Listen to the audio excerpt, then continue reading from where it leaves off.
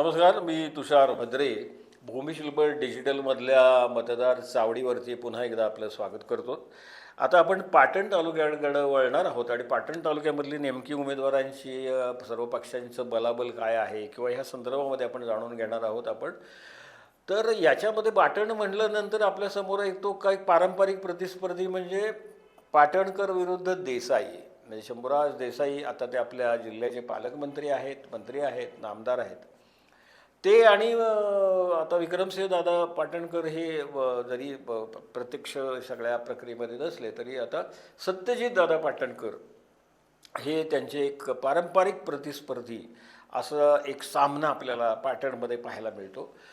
तर त्या पाटण तालुक्याकडे आपण वळतो की तिथं नेमकी काय परिस्थिती आहे. आणि आता अगदी जर सुरुवातीला थोडंसं बोलायचं झालं तर असं दिसतंय आपल्याला की पाटणकरांच्या दृष्टिकोनातनं म्हणजे सत्यजितदादा पाटणकर यांच्या दृष्टिकोनातनं त्यांच्या अस्तित्वाचा प्रश्न आहे अशी ही निवडणूक असणार आहे. कारण शेवटी आपण गावोगाव पातळीवरती मोठ्या प्रमाणामध्ये जे काही मतदान होत असतं त्या संपूर्ण तालुक्यामध्ये त्यावेळेला एक ती लिटमस टेस्ट असते एकूण नेतृत्वाची. आणि मागचे काही पराभव त्यांच्या वाट्याला जे आलेले आहेत तर त्याचा विचार केला तर सत्यजितदादा पाटणकर यांच्या अस्तित्वाची जी लढाई आहे असं एक आपल्याला म्हणता येईल. कारण राजकारणामध्ये तुमचं बलाबल काय आहे, तुमच्या मागे जनता किती आहे, तर त्याला महत्त्व असतं. बाकी कुठल्या गोष्टीला काही फारसं महत्त्व नसतं एकूण पाहिलं गेलं तर आपण.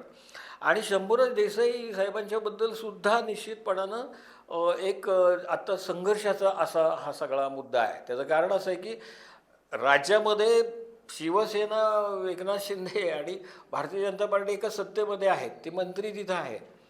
पण आत्ता जर आपण पाटण तालुक्याचा विचार केला तर पाटण तालुक्यामधला जो काही एक सामना आहे तो घड्याळ विरुद्ध कमळ आहे असा नाही आहे, तर तो तिथं धनुष्यबाण विरुद्ध कमळ असा तो तिथं मोठ्या प्रमाणामध्ये सामना आहे. आणि आपल्याला राष्ट्रवादी काँग्रेस पक्षाचं अस्तित्व नगण्य असं तिथं आपल्याला दिसतं, म्हणजे अजितदादा पवारांचं पक्षाचं एकूण. तर त्यामुळं ना की हा आणि दुसरी गोष्ट नामदार शंभूराज देसाई म्हणजे आपले पालकमंत्री यांना आपण राजकीयदृष्ट्या असं घेरण्याचं असं एक साधारणपणे संपूर्ण जिल्ह्याचा जर आपण विचार केला तर त्यांना घेरण्यात येतं आहे की काय असं एक साधारणपणे आपल्याला दिसतंय. आणि मग हा जो काही एक त्यांच्या भोवती जो काही एक चक्रव्यूह असा एक निर्माण केला जातो आहे तर तो भेदून ते पुन्हा एकदा आपलं अस्तित्व एक मोठ्या प्रमाणामध्ये सिद्ध करणार का नाही त्याचं का. आता हे मी असं का बोलतो आहे तर म्हणजे धनुष्यबाण ह्या चिन्हावरती जशी त्या ठिकाणी काही उमेदवार आहेत तसं मशाल ह्या चिन्हावरती सुद्धा काही निवडणूक लढवत आहेत. तर त्याच्यामुळं शिवसेनेमधला जो काही एक कट्टर शिवसैनिक असतो तर तो निश्चितपणानं हे बाळासाहेब ठाकरे आणि त्यानंतर उद्धव ठाकरे तर यांच्या पाठीशी उभं राहील असं एक साधारणपणे बोललं जातं. आणि ग्रामीण भागामध्ये आणि तिथला मोठ्या प्रमाणात मतदार जो आहे पाटण तालुक्यातला हा मुंबईत जास्त असतो. म्हणजे मुंबईमध्ये त्यांचं उद्योग म्हणा कामधंदे असतात आणि मग ते गावाकडे मतदान असेल या यात्रा असतील या निमित्ताने येत असतात. तर त्याच्यामुळं ती जी शिवसेना आहे ती शिवसेना जी आहे ती मुंबई बेस शिवसेना सगळी आहे. तर त्याच्यामुळं आत्ता निश्चितपणानं शंभूराज देसाई साहेबांचा सुद्धा हा निश्चितपणानं एक संघर्षाचाच असा मुद्दा आहे असं आपल्याला म्हणता येईल आपल्याला. आणि सत्यजित दादा पाटणकरांच्या तर अस्तित्वाचाच प्रश्न आहे. परंतु आज त्यांच्या पाठीशी कारण ते आता भारतीय जनता पार्टीत असल्या कारणामुळं एक मोठं पाठबळ त्यांच्या पाठीशी आहे, सत्तेचं पाठबळ आहे किंवा भारतीय जनता पार्टीचंही धोरण राहिलेलं आहे की जिथं आपला उमेदवार असेल किंवा आपला माणूस असेल ते तिथं आपलं जे काही नेटवर्क आहे ते वाढलं पाहिजे, तिथं पक्ष वाढला पाहिजे. तर त्याच्यामुळे त्यांना पाठबळ मिळालेलं आहे भारतीय जनता पार्टीचं आणि फडणवीस साहेबांचं. पण तरीसुद्धा इथला संघर्ष फार इंटरेस्टिंग असणार आहे. ते एकूण साधारणपणे आपण पाहिलं तर पाटण तालुक्यामध्ये 7 गट आहेत आणि 14 गड आहेत. भारतीय जनता पार्टीनं 7च्या 7 गटामध्ये आपले उमेदवार उभे केलेले आहेत, 14च्या 14 गणामध्ये आपले उमेदवार उभे केलेले आहेत. शिवसेना धनुष्यबाण म्हणजे एकनाथ शिंदेची शिवसेना ज्याचे आज आता ज्या पक्षात आहेत आपले शंभूराज देसाई साहेब त्यांच्या पक्षानं सुद्धा 7 गटामध्ये आणि 14 गणामध्ये आपले उमेदवार उभे केलेले आहेत. आणि दुसरी गोष्ट असं आहे की शिवसेना उद्धव बाळासाहेब ठाकरे यांचा जो काही मशाल चिन्ह आहे त्या मशाल चिन्हावरती सुद्धा साधारण 3 गटामध्ये आणि 7 गणामध्ये त्यांनी उमेदवार उभे केलेले आहेत की जे धनुष्यबाणाला नडू शकतात किंवा त्यांचं काही मताधिक्य कमी करू शकतील की काय, असं एक आपल्याला वाटू शकतं. बहुजन समाज पार्टीचा हत्ती एका गटामध्ये आहे, तर मनसेचं रेल्वे इंजिनसुद्धा एका गटामध्ये आहे. अपक्ष साधारणपणे गटामध्ये 3 आहेत, तर गणामध्ये 4 आहेत. आणि राष्ट्रवादी काँग्रेस पक्षाचं घड्याळ चिन्ह घेऊन, म्हणजे राष्ट्रवादी काँग्रेस पक्ष अजितदादा पवार यांचं घड्याळ चिन्ह घेऊन पाटण तालुक्यामध्ये फक्त 2 गणामध्ये उमेदवार उभे आहेत. तर आता आपण साधारणपणे ह्या गटांची आणि गणांची नाही काय परिस्थिती आहे हे आपण पाहूया. तर त्याच्यामध्ये की 47 क्रमांकाचा गोकुळ तर्फ हेळवाक हा जो काही गट आहे, त्या गटातली जी काही स्त्रियांच्या मतदारांची संख्या आहे ती 16,790 आहे. 17,906 हे पुरुष मतदार आहेत. आणि ह्या गटामध्ये म्हणजे गोकुळ तर्फ हेळवाक ह्या गटामध्ये 34,697 मतदार आहेत. याच्यामध्ये दत्तात्रय शंकर कदम कमळ चिन्हावरती भारतीय जनता पार्टीचे उमेदवार आहेत. संतोष रामचंद्र कदम हाताचा पंजा या चिन्हावरती उभे आहेत. शिवाजी भीमाजी कांबळे हे हत्ती या चिन्हावर BSPचे म्हणून उमेदवार आहेत. तर अशोक दगडू पाटील हे धनुष्यबाण ह्या चिन्हावरती शिवसेना एकनाथ शिंदे यांच्या पक्षाकडून उभे आहेत. तर महेश रामचंद्र शेलार हे मशाल चिन्ह घेऊन शिवसेना उद्धव बाळासाहेब ठाकरे या पक्षाकडून उभे आहेत. इथे सगळे आणि पुन्हा 6वे जे उमेदवार आहेत प्रवीण चंद्रकांत गुरव हे कबशी या चिन्हावर निवडणूक लढवत आहेत अपक्ष म्हणून. म्हणजे इथं सुद्धा 6 जणांच्या मध्ये जो सामना आहे त्याच्यामध्ये 5 पक्ष विरुद्ध 1 अपक्ष असा साधारणपणे गोकुळ तर्फ हेळवाक या गटामधली पाटण तालुक्यामधली एक परिस्थिती आहे. आता ह्याच्यामधले जे 2 गण आहेत त्यातला जो काही पहिला गण जो आहे तो अर्थातच गोकुळ तर्फ हेळवाक.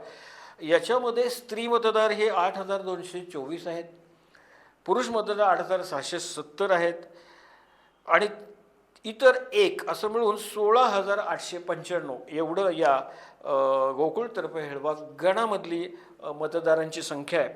वैशाली बबन कांबळे कमळ चिन्हावरती, त्यानंतर रेखा संजय चव्हाण मशाल चिन्हावरती, पूनम माने हाताचा पंजा आणि मंगल दिलीप माने धनुष्यबाण. म्हणजे इथं धनुष्यबाण आणि मशाल दोन्ही इथं आहे. त्यामुळे फटका कुणाला बसतोय, मशालीनं जर जास्त मतं घेतली शिवसेना म्हणून तर त्याचा फटका हा धनुष्यबाणाला पडू शकतो. आणि या ठिकाणी कमळ आणि हाताचा पंजा पण आहे. त्यामुळे पंजानं जरी मतं घेतली तरीसुद्धा मशाल किंवा धनुष्यबाण यांना फटका बसू शकतो आणि कमळालाही अर्थात निश्चितपणानं बसू शकतो. तर अशी साधारणपणे गोकुळ तर्फ हेळवाकमध्ये ही चौरंगी लढत आहे आणि 4ही पक्ष तिथं निवडणूक लढवत आहेत. त्यातला दुसरा जो गण आहे तो एराड आणि त्याच्यामध्ये स्त्री मतदार 8,566 तर पुरुष मतदार 9,236, 17,802 एवढं ह्या एराड या गणामधलं मतदारांची संख्या आहे. त्याच्यामध्ये रिया प्रकाश कांबळे मशाल, वंदना सुनील शिंदे कमळ आणि विद्या तुकाराम शिंदे धनुष्यबाण. म्हणजे इथं सुद्धा लक्षात घ्या मशाल विरुद्ध धनुष्यबाण असल्या कारणामुळं तिथं जर मतांची विभागणी झाली तर त्याचा फायदा म्हणजे शिवसेनेच्या मताची विभागणी झाली तर कमळ ह्या चिन्हाला म्हणजे भारतीय जनता पार्टीला मिळू शकतो. आता त्यांचा जो पुढचा जो गट आहे तो तारळे गट आहे. आणि तारळे गटामध्ये 17,135 स्त्रिया तर 17,515 पुरुष असे 34,650 एवढे मतदार या तारळे गटामध्ये आहेत. त्याच्यामध्ये सरळ सामना आहे धनुष्यबाण विरुद्ध कमळ, धनुष्यबाण विरुद्ध कमळ असा सामना आहे. त्याच्यामध्ये स्वप्ना अभिजित पाटील धनुष्यबाणाकडनं उभे आहेत म्हणजे शिवसेना की शंभूराज देसाई आपण म्हणूया आता इथं पाटणमध्ये, आणि डॉक्टर क्रांती बबन साळुंखे ह्या कमळ भारतीय जनता पार्टी. त्याच्यानंतर जो गण आहे त्याच्यामधला तो आहे मुरुड. त्या मुरुड गणामध्ये 8,458 स्त्रिया तर 8,483 पुरुष आहेत, 16,941 एकूण मतदान आहे. आणि याच्यामध्ये रेखा संजय घाडगे कमळ चिन्हावरती तर सविता विजय पवार धनुष्यबाण आणि रुपाली सुनील निकम ह्या नारळ चिन्हावरती. म्हणजे इथं धनुष्यबाण विरुद्ध कमळ विरुद्ध 1 अपक्ष असा एक सामना आहे आपल्याला असा दिसतोय आपल्याला. त्याच्यानंतर जो काही तारळे गण आहे त्याच्यामध्ये 8,677 स्त्रिया आणि 9,032 पुरुष असे एकूण 17,709 मतदार आहेत. आणि त्याच्यामध्ये अभिजित शंकरराव जाधव कमळ चिन्हाकडनं म्हणजे भारतीय जनता पार्टी आणि विकास हरिभाऊ जाधव धनुष्यबाण म्हणजे शिवसेना शंभूराज देसाई साहेब अशा इथं सुद्धा सरळ सामना आहे निश्चितपणानं. त्यामुळे इथं काटेकी टक्कर निश्चितपणानं आपल्याला पाहायला मिळेल. त्याच्यानंतर जो पुढचा जो गट आहे तो म्हावशी असा गट आहे आणि याच्यामध्ये स्त्रियांची म्हणजे मतदार म्हणून संख्या आहे 18,220, तर पुरुषांची आहे ते 18,610 आणि 36,830 एवढे मतदार ह्या म्हावशी गटामध्ये आहेत. त्याच्यामध्ये भरत जगन्नाथ ढेरे मशाल, राजेश वसंत पवार कमळ, अरविंद शांताराम महाबळ रेल्वे इंजिन म्हणजे मनसे आणि भरत शंकर साळुंखे धनुष्यबाण म्हणजे या ठिकाणी सुद्धा धनुष्यबाण मशाल असे इथं मतं विभागण्याच्या शक्यता जास्त आहेत. आणि पुन्हा मनसेचा उमेदवार आहे, त्यामुळे काही मुंबईतनं येणारे मावशीमधले असणारे मतदार आहेत ते कदाचित मनसेचे असतील तर ते त्यांना मतदान करू शकतात. तर त्याच्यामुळे इथे हे 4 पक्ष निवडणूक लढवतात आणि 5वं आहे ते अपक्ष आहेत. महेश मारुती तोडकर यांचं चिन्ह आहे नारळ. एकूण मतदार आहेत मावशी गटामधले 36,830. ह्याच्यामधला जो गण आहे तो मावशी गण जो आहे त्याच्यामध्ये स्त्रियांची संख्या मतदारांची 8,340, पुरुष 8,402, तर एकूण 16,742 एवढं मतदान हे मावशी गणामध्ये आहे. शंकर बाबूराव घाडगे कमळ चिन्हावरती आहेत, मंगेश रामचंद्र मोळावडे धनुष्यबाण, तर शिवाजी परशुराम साळुंखे मशाल. म्हणजे इथंही पुन्हा आपल्याला मशाल आणि धनुष्यबाण याच्यामध्ये जर शिवसेनेची 2 गट असल्या कारणामुळे जर विभागणी झाली तर त्याचा फायदा हे कमळ चिन्हाला म्हणजे भारतीय जनता पार्टीला होऊ शकेल असं एक आपल्याला दिसतंय. आता त्याच्यामधला जो दुसरा गण आहे तो चाफळ.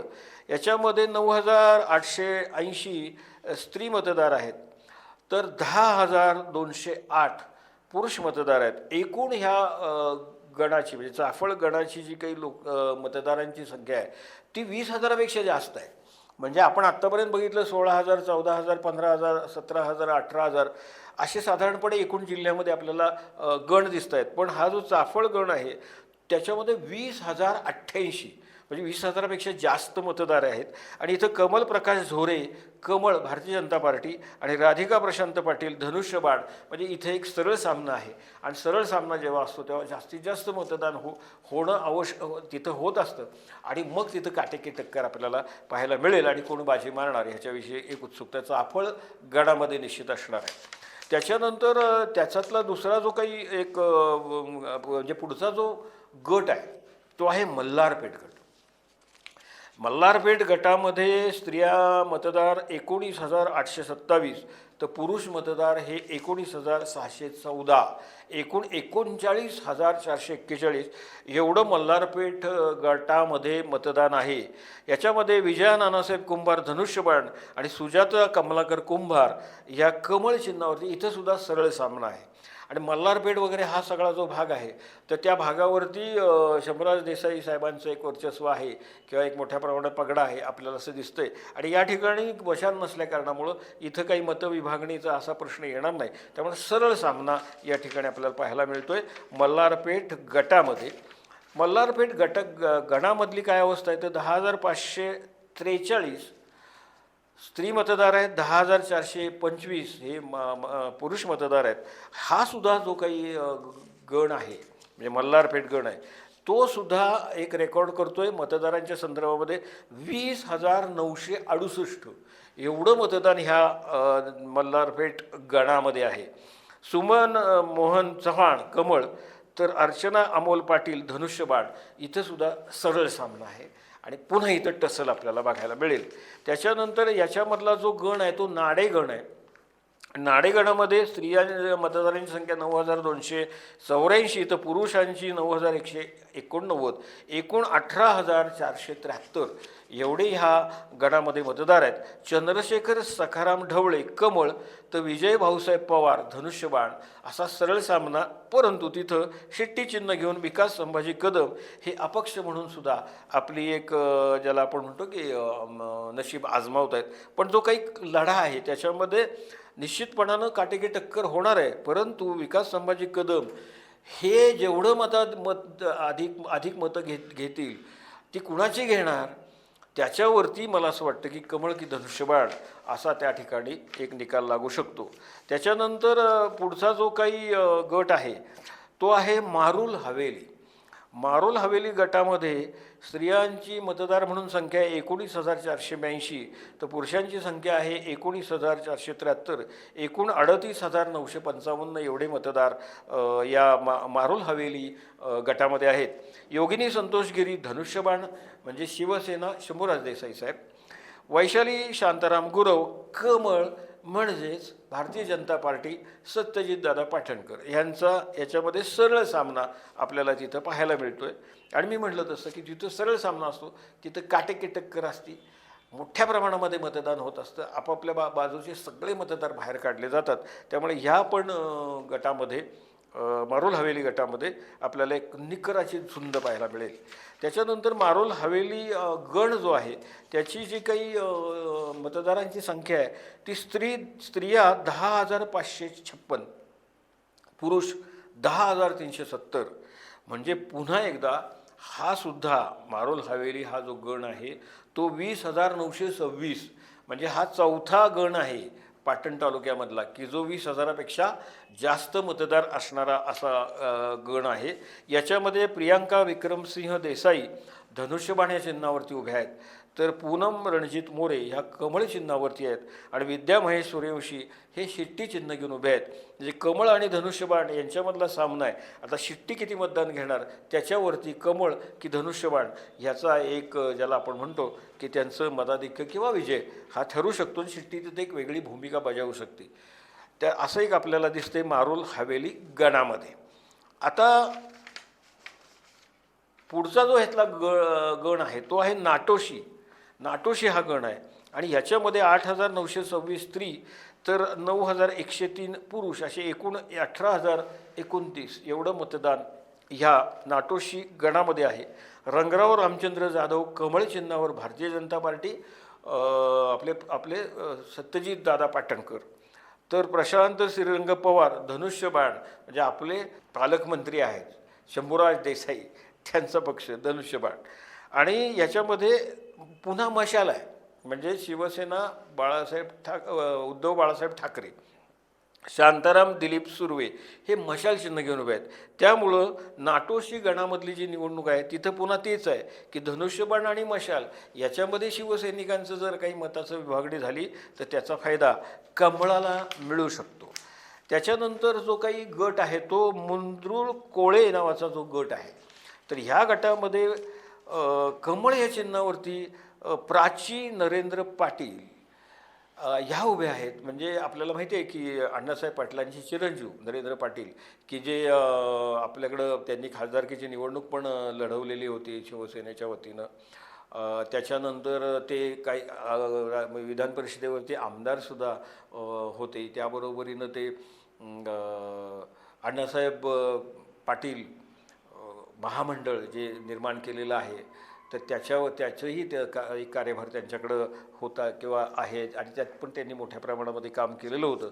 तर त्यांच्या सौभाग्यवती किंवा पत्नी प्राची नरेंद्र पाटील ह्या कमळ चिन्हावरनं उभ्या आहेत, तर मृणाल महेश पाटील ह्या धनुष्यबाण या चिन्हावरती उभ्या आहेत.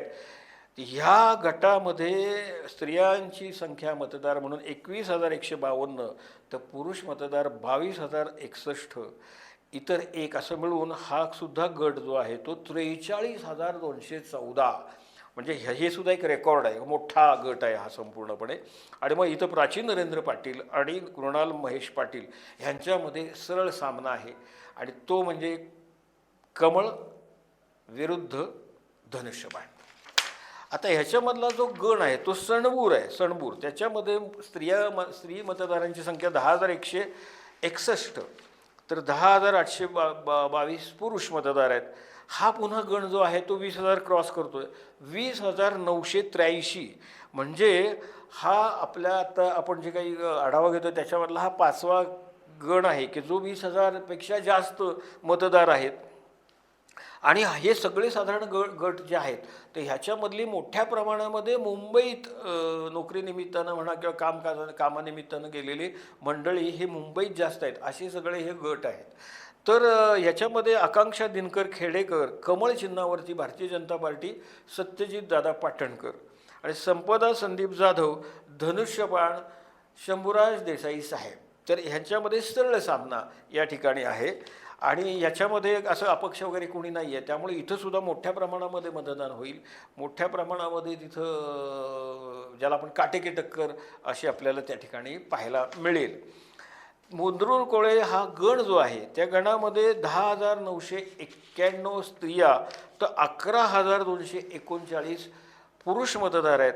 आणि हा गणसुद्धा एक रेकॉर्ड करतोय 22,231.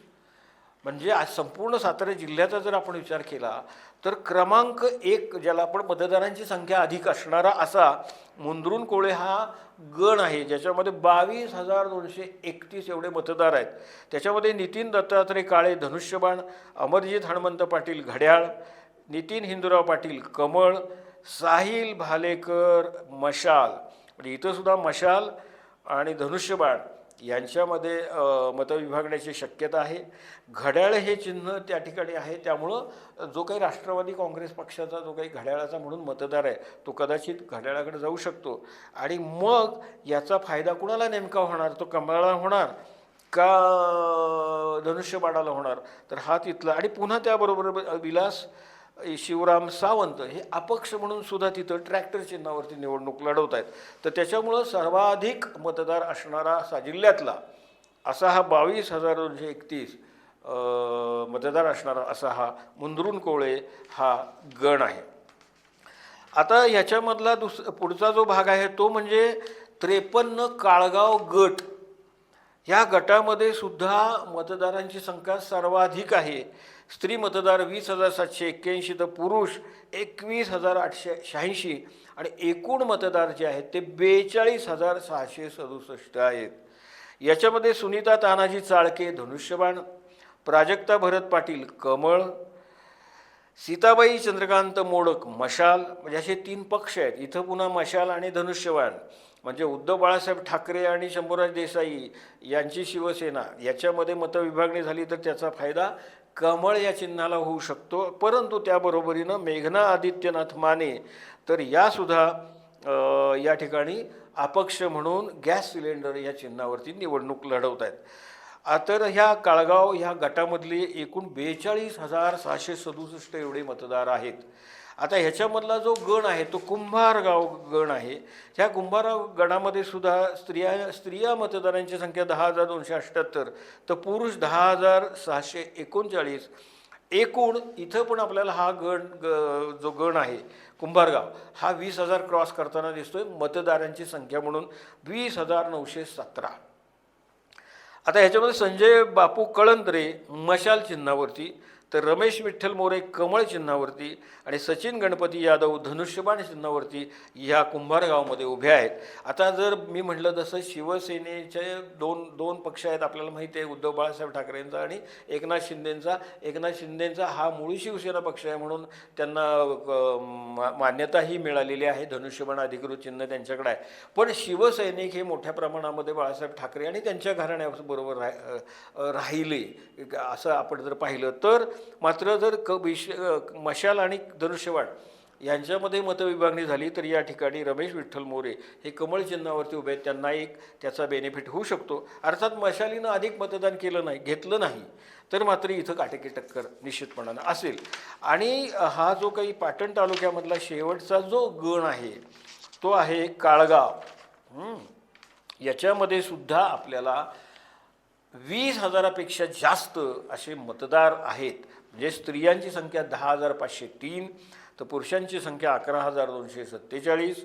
एकूण 21,750 एवढा मोठ्या संख्येनं म्हणजे एकूण आपल्याला ह्या 6व्या क्रमांकाला म्हणण्यापेक्षा आपल्याला जर आपण संख्या म्हणली मतदारांची तर हा क्रमांक 2 जास्त संख्या असणारा असा हा काळगाव नावाचा गण आहे. याच्यामध्ये अनिल हरी डाकवे कमळ, पंजाबराव हंबीराव देसाई धनुष्यबाण, संदीप राजाराम माने मशाल आणि आदित्य गणेश मोरे घड्याळ, अशा हे 4 पक्ष या ठिकाणी उभे आहेत.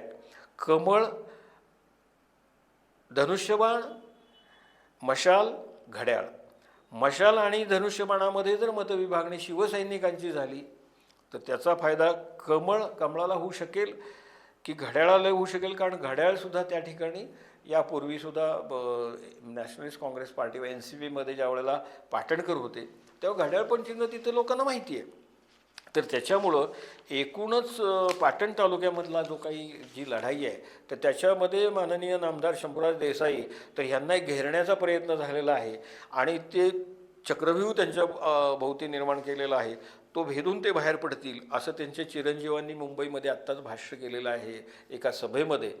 तर ते चक्रव्यूह भेदून बाहेर पडून पुन्हा एकदा ज्याला आपण म्हणतो ना की पकड संपूर्ण तालुक्यावरती आपली ठेवणार. सत्यजित दादा पाटणकर हे आपली जी काही त्यांच्या प्रतिष्ठेचा प्रश्न आहे, त्यांच्या राजकारणाच्या अस्तित्वाचा प्रश्न आहे, तर ते अस्तित्व ते टिकवणार, प्रतिष्ठापणाला त्यांची लागणार आहे, ते प्रतिष्ठा राखणार का, हा मुद्दा आहे. आणि त्याच्याबरोबरीनं मशाल त्या ठिकाणी काय कमाल करणार, तर त्याच्यावरती पाटण तालुक्यामधली सुद्धा ही निवडणूक ही निश्चितपणानं खूपच इंटरेस्टिंग अशी असणार आहे.